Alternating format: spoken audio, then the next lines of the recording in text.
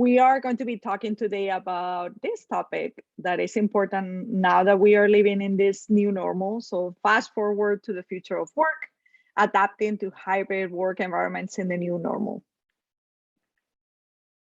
This is what the agenda is going to look like for today. Hold on, I'm just going to change this view so that I get to see the agenda. And then at the end, if you have any questions, feel free to ask, or you can put them through the chat. But basically, what we are going to be covering, what does it mean to be a professional?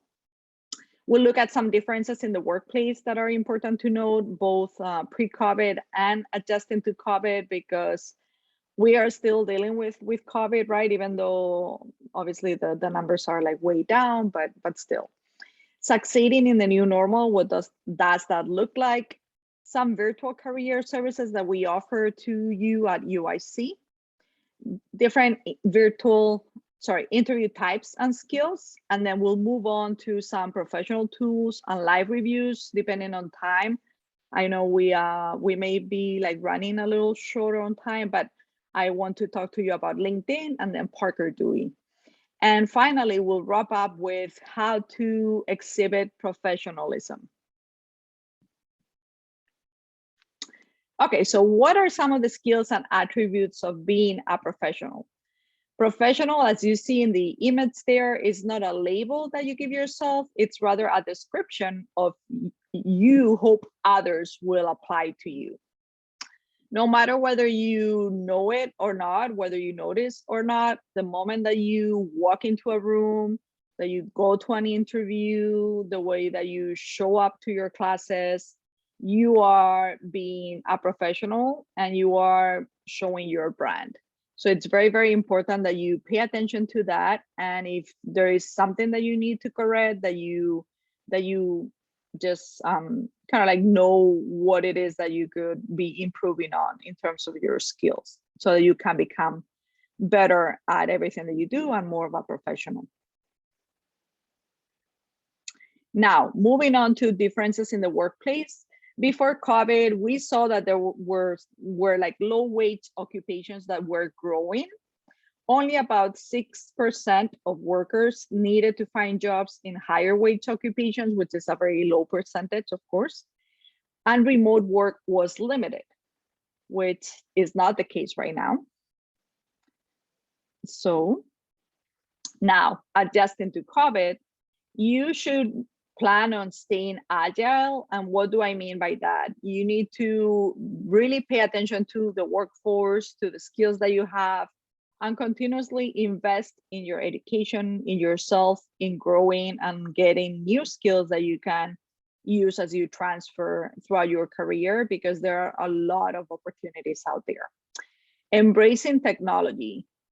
If there is one thing, like one silver lining out of COVID, is that we all were able to really learn and improve on our technology and learn about new technology platforms. Like I myself did not use Zoom before much at all, and now I use it all the time, right? So make sure that you are not afraid of technology and that you can use it, embrace it, learn, and keep growing. Working remotely 5 to 7 days a week more than doubled during the pandemic. I want to say that again, working remotely 5 to 7 days a week more than doubled during the pandemic, okay? So now that traditional 9 to 5 or 8 to 5 in the office work is no longer the case. Yes, there are many opportunities where it will be like fully on site, but there are many companies, organizations that have switched to either a remote, like fully remote workplace, or some kind of like hybrid work environment. Jobs in work arenas with higher levels of proximity will see greater transformation after the pandemic, meaning that people are valuing more having that like work-life balance, and proximity will is important to candidates as they are considering opportunities. E-commerce and digital transactions have, of course, increased. There are a lot of on-site customer service opportunities as well. In terms of leisure and travel, COVID-19 obviously like put a hold on many of traveling plans, and airports, airlines were like offering like limited opportunities. But now that we are getting out of COVID, those tourism, hospitality industries are starting to see a change and growing opportunities again. Remote work grew also for computer-based office work. So if you are interested in working in anything related to technology, that will be like more of a remote basis. Outdoor production and maintenance industry, there were little changes for COVID-19 in that sense. And then with customer sales and service jobs, they could decline by 4.3 million, and transportation jobs could grow by 800,000. More people might need new jobs, like transition into new jobs after COVID-19. Actually, there have been a lot of people that have transitioned into either like different roles, working fully remotely, or they have decided to take a gap year and be with their families, right? So priorities have changed, and now it's definitely the time to look at making changes. And like I said, the job market is really, really tight, and there are a lot of like good opportunities. So it's definitely in the benefit of job seekers at the moment. Now, with remote work and e-commerce, 20 to 25% of the workforce in advanced economies can work from home 3 to 5 days per week. And this is actually 4 to 5 times more remote work than it used to be pre-pandemic. Could prompt large change in the geography of work. Once again, the geography of work is changing. There's a lot of remote hybrid opportunities and people looking for opportunities that are closer to them as well. Some companies are shifting to more flexible and remote workspaces. Indeed, there was a survey by McKinsey in August of 2020 that found that 278 executives planned to reduce their office space by 30%. I know some employers that have done that already. One, I cannot remember the name right now, but one organization in Miami actually surveyed their employees, and they came back, a majority of them, like 80% or so, said that they prefer like working remotely, and they went to like fully remote. So they no longer have all those charges, like expenses, right? For overhead for the office, for lighting and so forth. 20% of business travel may not return at all, according to this survey by McKinsey. And then e-commerce and online activities grew at 2 to 5 times the rate before COVID-19. And this, I just wanted to ask, maybe Valentina, if you were to look at this like on the screen, like which word or what word or phrase should be banned for forever after like this like COVID-19 period? And I cannot see, I only see my screen, but I don't know if you want to like comment here. Or anybody else. I'm taking a look. Okay. You're muted is a popular one, right? Like for me, unprecedented. It was so overrated. Yes, pivot. I heard like pivot like so many times that I got sick and tired of it. But so yeah, there are a lot of like words that we have learned or like used during COVID. Okay, so succeeding in the new normal, what does that look like? 91.9% of employers highlighted the importance of their company website, and specifically the careers section. So a lot of employers have invested in their websites and making sure that those are attractive to candidates. And again, like I said, this is definitely like a job seekers market right now. So if you're looking for an opportunity, now is a good time to look. 72.6% of students also indicated using the employer's websites, which is good. So 91.9% of employers are putting more efforts into their websites, and 72.6% of students are actually using those websites, which is great.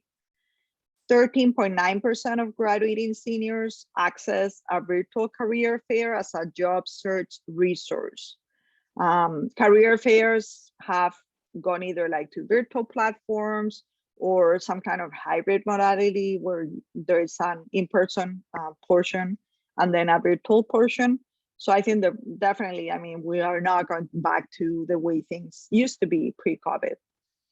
And then in terms of recruiting platforms that employers use and students alike, Facebook, which honestly, I would never think of Facebook as a recruiting platform, but 63.7% of employers have used Facebook versus 22% of students. So there's a little bit of a disconnect right there, right, with those percentages. Twitter, we have 52.9% of employers versus 32% of students that use Twitter. LinkedIn, that is the largest professional network, and 96.2% of employers have used LinkedIn versus 62% of students. And then in terms of university job portals, those are still high on the list. So they are number 5 on the value of job information sources for students. When working or being in meetings, presenting in the virtual space, authenticity is very, very important for recruiting purposes as well. So getting the transitions right, meaning sometimes you may be in an interview that will be on Zoom like this or on Skype, and there will be several people. So just for the conversation to flow the right way, so that the person one of the persons interviewing can pass the virtual mic to the next person and so forth. And the same for candidates, right? So know when you need to speak and make sure that you're authentic as well, because that transmits through the camera. So it's very important that you are yourself. Okay, so moving on to succeeding in the workplace in the new normal and what that looks like. Let me see if I can, sorry about that. Let me just move back. I'm just trying to get, so, okay, the first one I cannot see there. Let me see if I can move this down here. Okay, perfect. Okay, so definitely avoid burnout by setting a routine and practicing self-care. This is something that I kind of suffered from a little bit when I started working fully remotely, because I would keep going. It's oh, okay, I don't have to commute. I don't need to get on the road.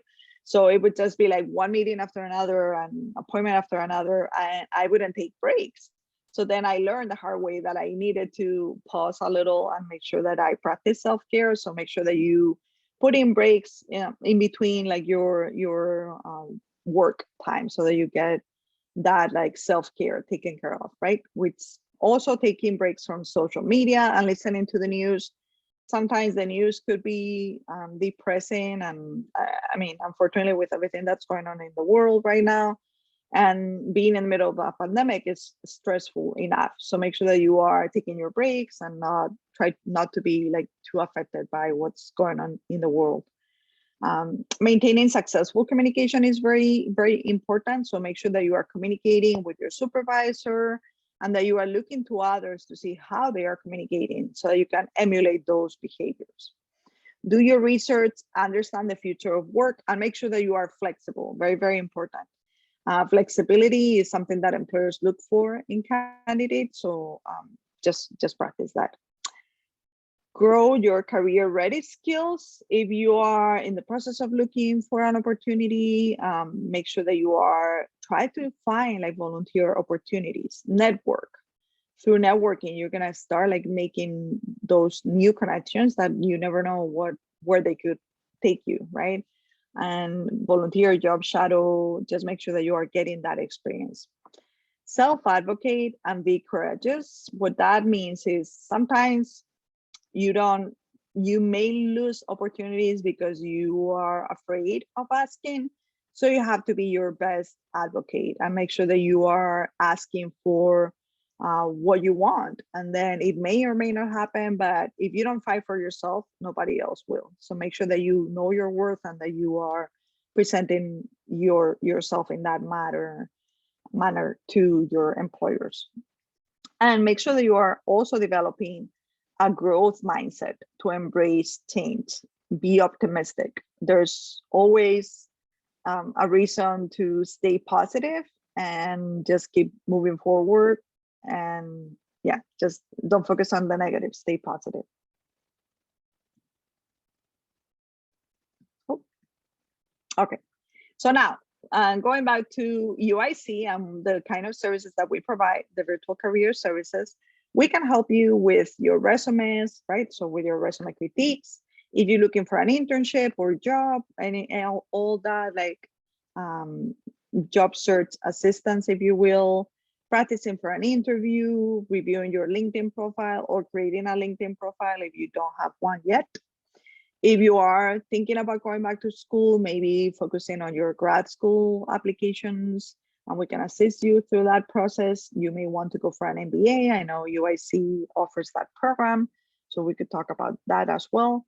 And then with your CPT, if you're an international student, CPT and OPT help, we are here for you. So all of these services are provided to you virtually so that you have that convenience from the comfort of your home or maybe from your workplace. After you're finished with working, we can connect and talk about any of this.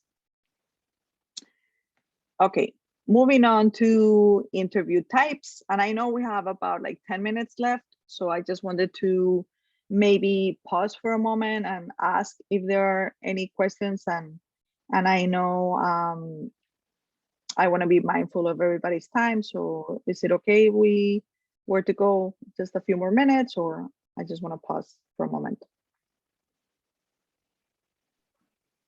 Rather than a question, I want to say thank you because you've been helping me a lot with my LinkedIn profile, resume, and we've been like talking even today. So I just, before, if I don't have the opportunity later, so I want to thank you for your help one more time. I really appreciate it. My pleasure, of course. Valentina, it's Professor Rose. I haven't heard from you. We spoke Friday. How did you do at your interview Saturday morning? Hi, Professor. I want to say thank you as well. I actually got the job. Thank you. Your tips were very helpful. Yeah. Say, brand yourself. Tell them why they should hire you. Great, great, great, great. I'm really happy for you. Thank you. Thank you again. That's Thank super you so much. exciting. It's amazing. You have a job already. That's very exciting. Congratulations. Okay, Thank so you let me to go all back of you. to, oh, our pleasure. Let me go back to sharing the screen then.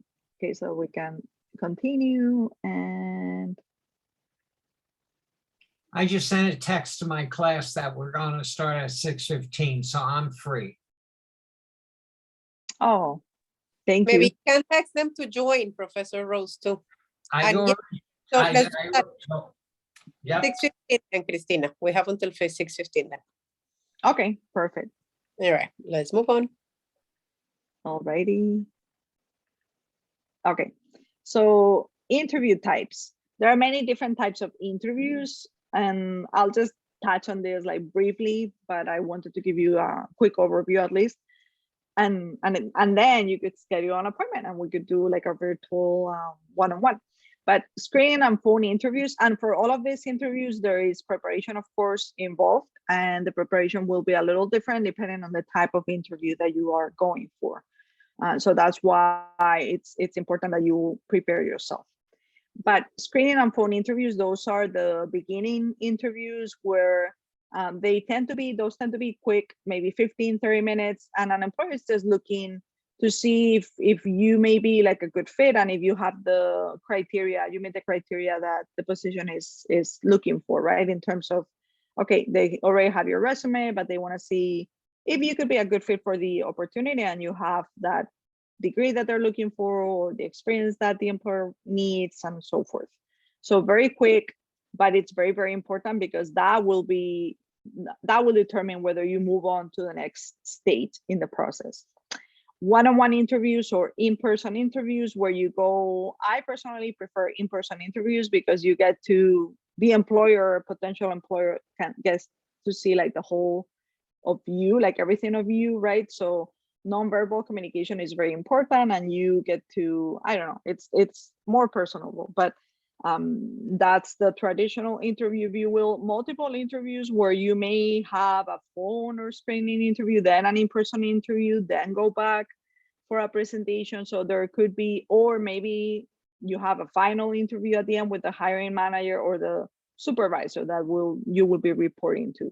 So it's kind of like a marathon. You need to start like training and know that it's a race. You have to like go step by step until you get to the finish line.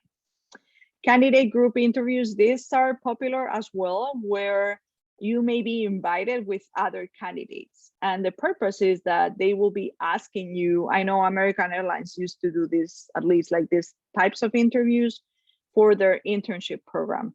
So they want to see how you're going to be responding to the questions that they have, but also how you are going to be kind of like working in a group setting already. So that's a really good way for an employer to really test you in a team right at the get-go.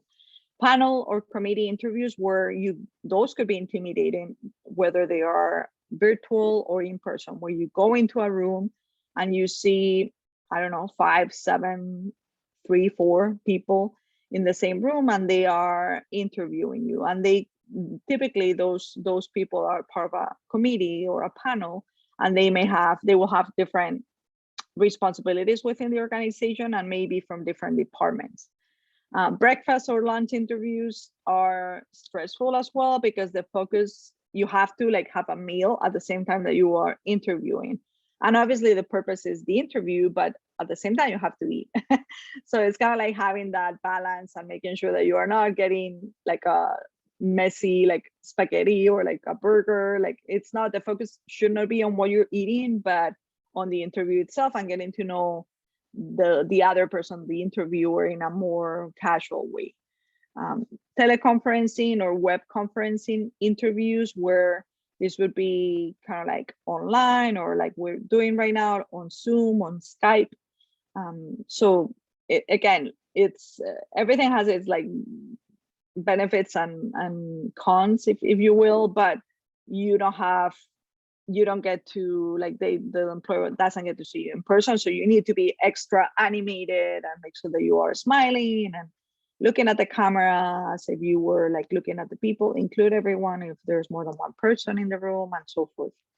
And then behavioral interviews, where this could happen in any setting, whether it's online or in person, but these are very, very common, where an employer will ask you questions such as like, tell me about a time when you had to like deal with a difficult situation, and what did you do and what was the outcome? So the employer wants to know how you behaved in a specific setting from your own experience. It cannot be just you are making up the answer, but from your own experience, what happened, because that will predict how you will behave for them in the future. And stress interviews, similar in a way, where you may be put in a stressful situation, and it just, the employer wants to see how you could manage that and how you can work under pressure. So again, a lot of different types of interviews, and there's preparation and tips and tricks for everyone. Now, when you are interviewing, make sure some techniques or skills for interviewing: listen carefully and attentively. Active listening is very, very important. Sometimes you may get some information from what's said during an interview that may not necessarily be on the job description, that if you're not paying attention, you will miss that. So very important that you listen carefully. Clarify interview questions. If it's perfectly okay to say, oh, could you repeat the answer, please? Or could you say that again? Or what do you mean by whatever it is, right? Make sure that you are clear about what you are being asked so you can provide the right answer. Communicate well, verbally and non-verbally. Like I said, the non-verbal communication is so important. So the way in which you are, your posture, right? How you are sitting, how you're looking at the camera, whether you're smiling or not. If you look like you are just like shaking all the time, that will give a perception to the employer. So you need to make sure that you are communicating effectively. Tell a compelling story. A way in which you can connect with a potential employer is by, well, first of all, like going back to what we shared before, like be authentic. So just be yourself. Everybody else is taken. So no, don't pretend to be someone that you're not. But share your story, because that's how you will connect with someone. And you never know, like you may have something in common already. Maybe you went to the same, like you are being interviewed by someone who graduated from UIC, so you already have that connection. Or maybe you can talk about like sports that comes in the conversation. So again, like share your story and find a way to connect with the people, with the interviewer. This one, very, very important, research the organization. Why do you want to work for that organization or company? Why? That's really important, and that's one piece that a lot of people miss. If you are not excited about working for company X, how are you going to sell that you really want to work at company X, right? You need to really do your research, make sure that you know what that company is about and why you are interested in that company or organization. What is it that excites you about that organization? Maybe you share the same values that they do. For example, if you're really against smoking, are you gonna be like interested in applying for a like cigarette company? Probably not. So again, this is very, very important and a good way where you can like really show that you are interested and sell yourself in a better way. And the last piece that you see there, remember to breathe and smile. Again, interviewing is kind of like nerve-wracking, and you will like, if you have a pulse, I think you will get nervous. But make sure that you are smiling and breathe. You have an opportunity to join an organization or a company, and that is a privilege. So make sure that you are excited and that you show it. Okay, so now we're gonna look a little bit at LinkedIn and Parker Dewey.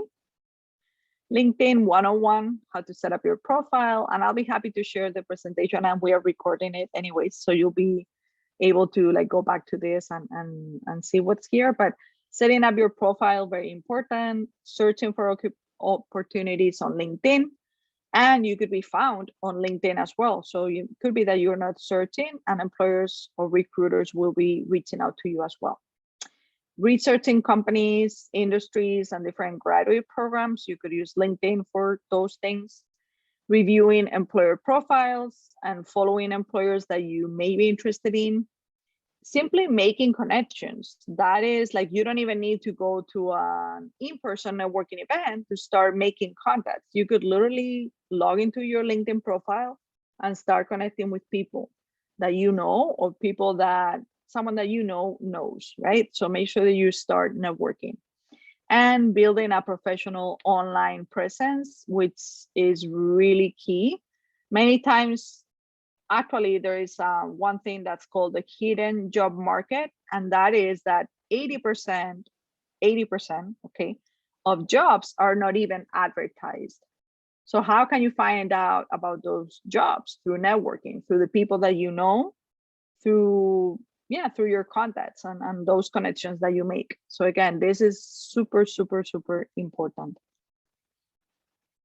Okay, so a little checklist for your LinkedIn profile. Make sure that the photo looks fine. It doesn't need to be, don't do a selfie, right? Like if you have, like we all have like cute selfies, but that would be LinkedIn wouldn't be the place to use that type of picture. But something like what you see on the screen for David, like natural looking.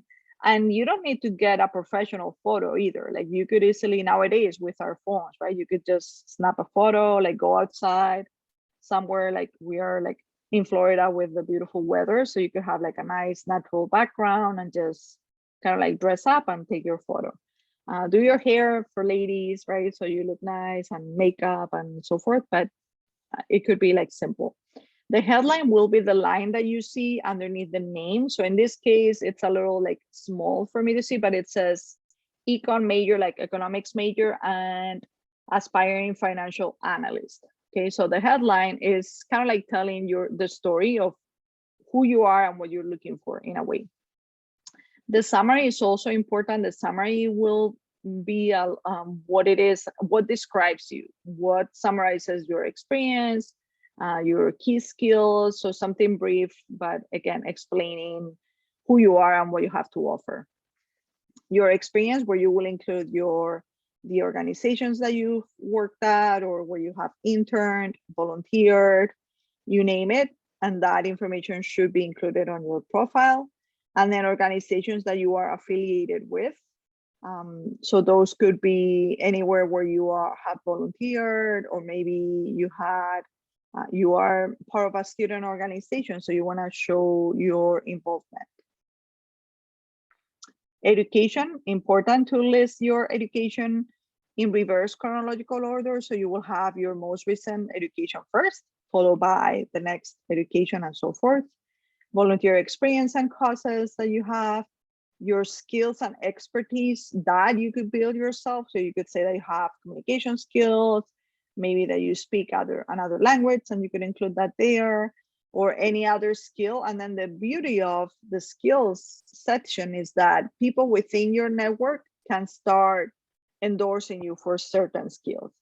And you will see them in order, like from highest ranked skill to like lowest on the list. So that is actually really, really cool. Honors and awards, if you have received any scholarships, or you have any honors, awards, you definitely want to brag about yourself and make sure that you include those on your LinkedIn profile. Courses that you have taken, not all of the courses that you have taken, but those that could be relevant to the field that you want to get into. Projects that you have worked on, and then recommendations, where you could ask people to start like recommending you, and that will serve you. Like you could have your LinkedIn profile added to your resume, for example. Okay, so I want to take a look at LinkedIn just briefly. So hopefully this will work. Let's see, if not. And my LinkedIn profile is not perfect, but I just want to show you as an example. Hopefully I'll be able to log in. And then we can look at Parker Dewey. Oh, I need to do a puzzle now. Okay. Okay, so here's my profile. I'm just gonna make it a little bigger. Oh, I need to sign in. Oh.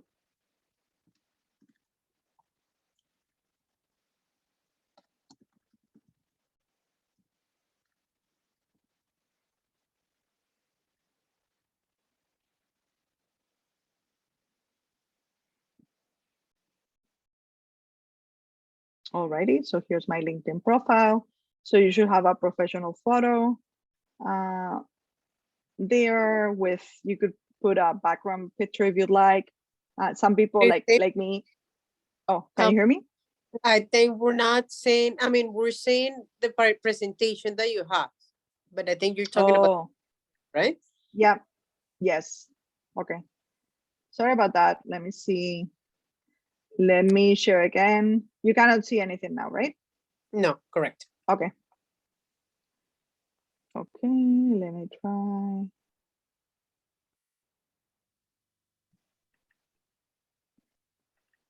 Thank you. No.